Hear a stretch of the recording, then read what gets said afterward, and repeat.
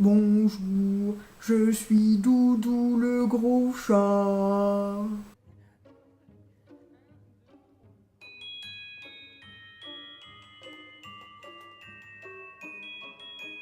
Bonjour tout le monde, voici une nouvelle vidéo sur mon bilan du mois de septembre. Alors avant de commencer, j'aimerais remercier ma petite sœur pour le super générique qu'elle m'a fait. Donc merci. Et puis comme vous avez pu le voir au début de la vidéo, mon chat a fait une petite apparition.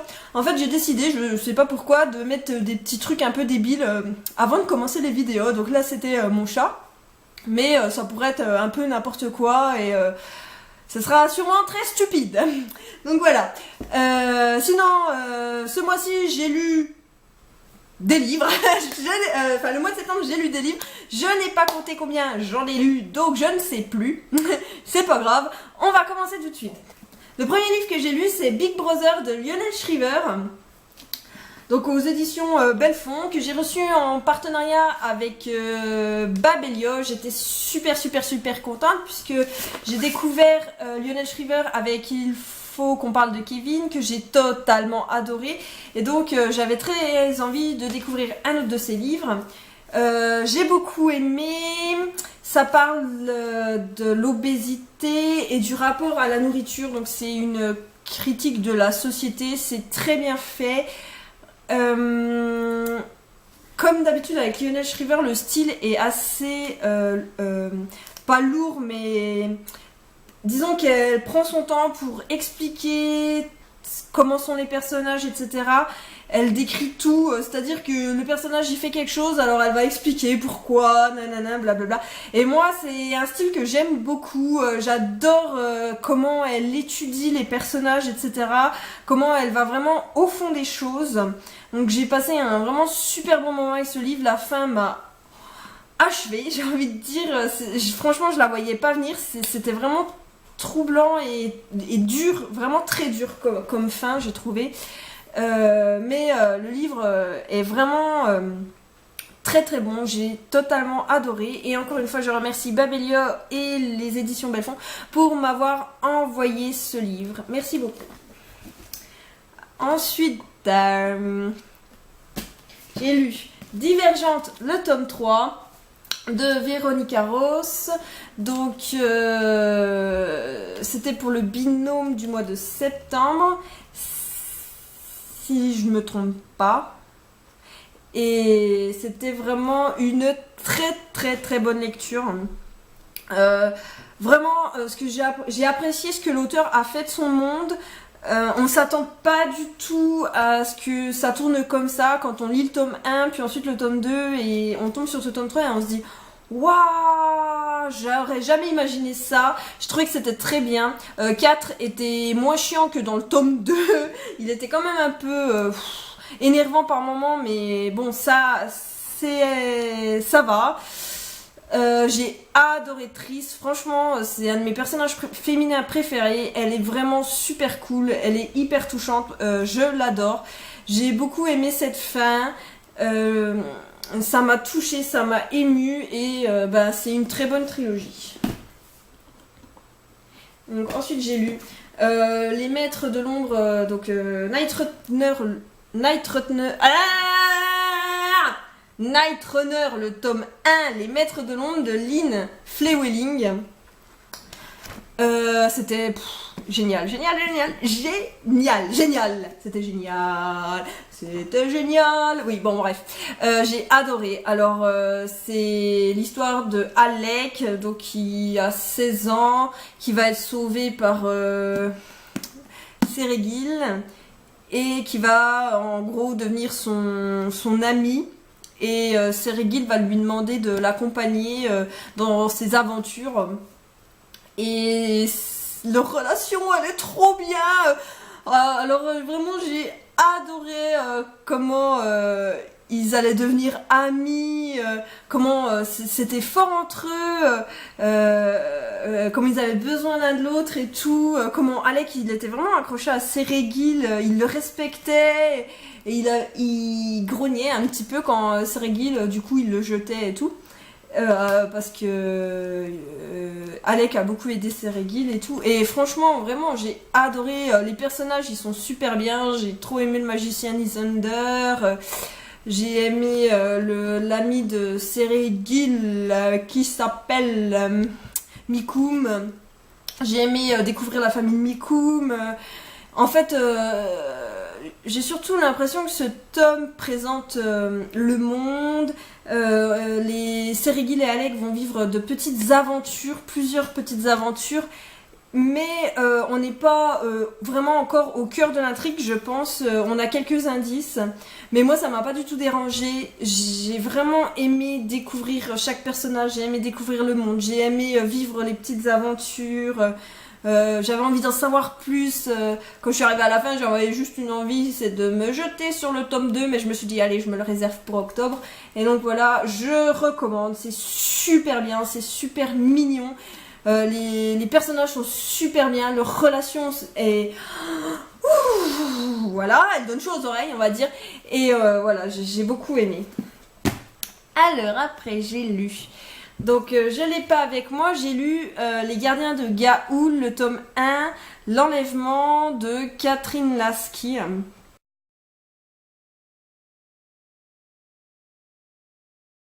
C'est un livre pour enfants que j'ai beaucoup aimé, je m'attendais pas à aimer autant.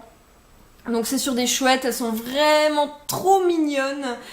Le livre est tout chou, tout doux et tout, c'était trop bien. C'est des chouettes, mais ça aurait été des enfants, ça aurait fonctionné aussi, parce que y a quand même des choses qui auraient pu fonctionner avec des enfants. Mais j'ai aimé la particularité que ce soit des chouettes. En plus, ça nous permet de découvrir un peu mieux ces animaux que je connaissais pas bien. Et puis j'ai trouvé ça hyper attachant. Et puis je m'attendais pas du tout à ce petit côté un peu dystopique. Ils se retrouvent vraiment dans un orphelinat très bizarre où ils sont manipulés et c'est des enfants encore et tout, donc ils vont devoir trouver un moyen de s'enfuir et c'était vraiment très bien. Les personnages étaient vraiment super bien. J'ai adoré donc le héros, enfin la chouette, Soren qui est trop mignon. Et il y a son amie Gylfi qui est toute petite mais qui en a là-dedans. Et c'était vraiment super sympa. La fin donne envie de savoir ce qui va se passer par la suite. Et puis, une très bonne lecture. C'était une très bonne lecture. Ensuite, alors, je me suis lu The Midnight Library, le tome 1, Les voix de Nick Shadow.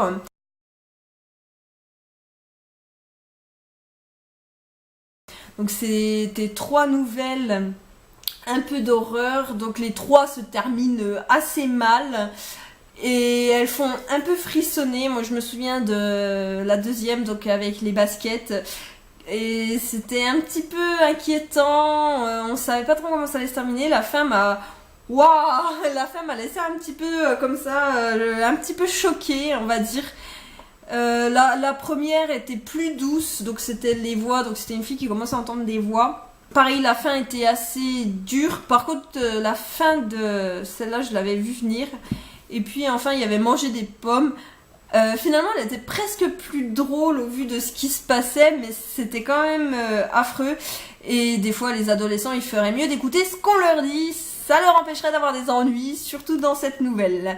Voilà, donc c'était un bon livre. Ça fait passer un bon moment et je pense que j'emprunterai le tome 2. Alors, ensuite, j'ai lu... Endgame, le tome 1, L'appel de James Frey et Neil Johnson Shelton, et j'ai détesté. Je pense que c'est en partie à cause du style d'écriture, donc c'est écrit au présent et c'est très haché, donc c'est sujet, verbe, complément, point, sujet, verbe, complément, point, et voilà quoi, c'est désagréable au possible, surtout qu'en plus c'est au présent, donc voilà. J'ai détesté, mais détesté le style, c'était imbuvable à lire. C'était même trop simplet, j'ai trouvé. C'était que de l'action tout le temps, c'était mais vraiment trop horrible. Du coup, moi je suis restée complètement extérieure à l'histoire. Les personnages, je sais même plus qui c'est qu'il y a, enfin il y en a 12, mais ils m'ont pas intéressée, je les ai trouvés chiants à mourir. J'ai trouvé qu'ils se ressemblaient tous en plus quasiment. Je les ai trouvés stupides. Alors ils sont entraînés et tout depuis l'enfance à réfléchir, à être super intelligents et tout. Et en fait, ils ont des réactions idiotes. Ils remettent rien en question, ils se posent pas de questions, ils font ce qu'on leur dit. Bon, alors oui, bon, certes, ils ont été éduqués à ça, mais il y en a 2 sur les 12 qui se posent des questions, quoi. Donc ça fait pas beaucoup. Il y a un vieux triangle amoureux qui sert à rien. Il y a des histoires d'amour, de machin. On n'arrive même pas, j'ai même pas réussi à m'attacher à rien parce que j'aimais pas les personnages, j'aimais pas ce qui se passait, j'aimais pas l'histoire. J'ai trouvé ça super malsain. C'était pas très intéressant. Voilà, enfin, je suis vraiment restée sur le bord de la route. Je sais qu'il y a un jeu dedans, donc moi, comme j'ai eu les épreuves non corrigées, j'ai pas le jeu. Et tant pis, je l'achèterai pas le livre complet pour avoir le jeu. Même si il paraît qu'on peut gagner un demi-million de dollars. Je trouve ça n'importe quoi. Je trouve ça hyper malsain en plus de participer à un jeu où les gens s'entretuent et s'il y en a un qui meurt, t'as toute sa lignée qui meurt aussi. Enfin, bref. Non, c'est pas terrible. Alors je sais qu'il y a beaucoup de gens qui ont aimé, moi j'ai totalement détesté, mais merci quand même à Gallimard Jeunesse pour m'avoir envoyé le livre puisque ça m'a permis de le découvrir. Le livre suivant, donc c'est Tunnel, le tome 1 de Roderick Gordon et Brian Williams.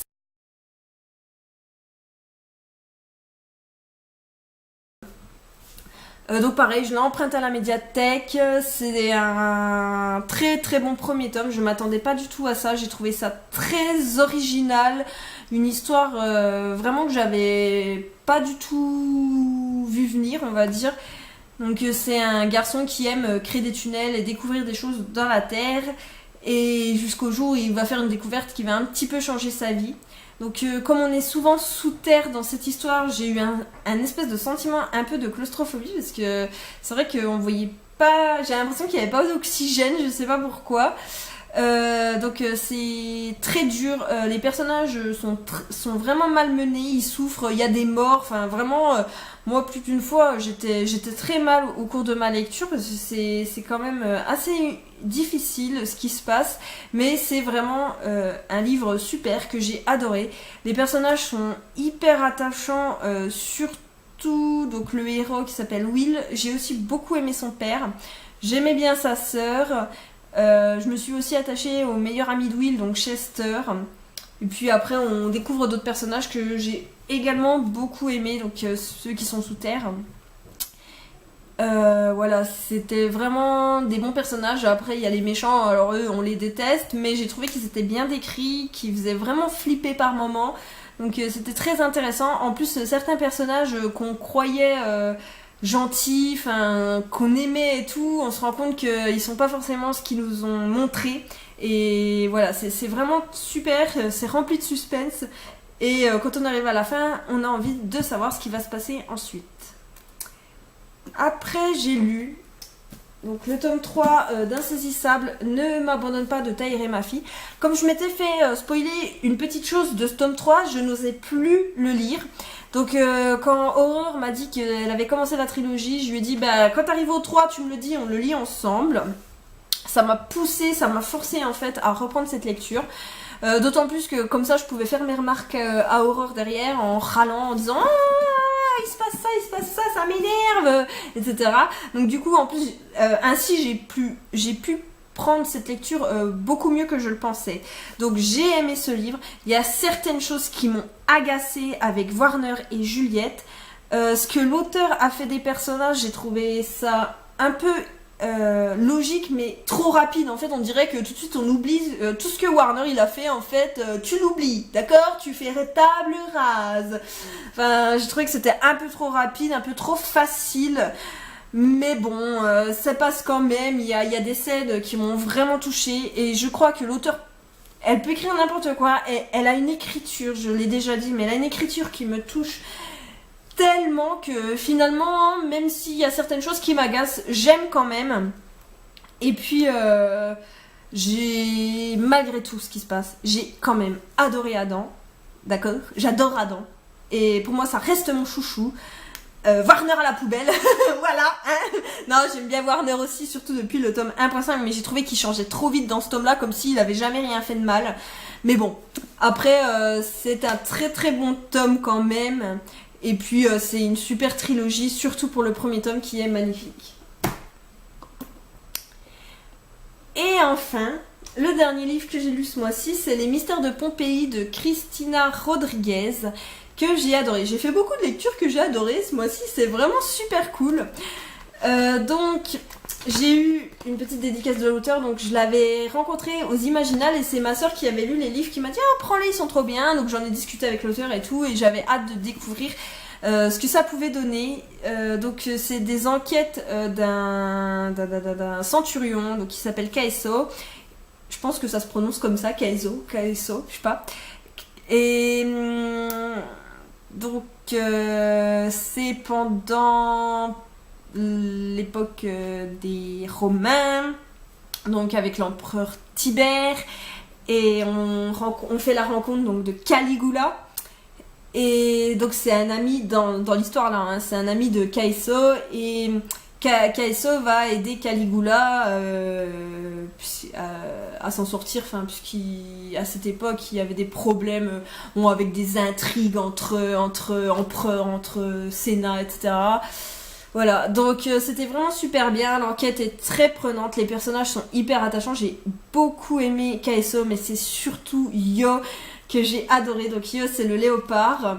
Donc c'est un léopard femelle. Elle est trop bien. C'est un personnage vraiment à part entière dans l'histoire, qui a son importance, qui est vraiment hyper attachante, qui apporte une partie comique, mais également beaucoup d'émotions. Voilà, j'ai adoré. J'ai aussi adoré Hildre, la mère de Caeso.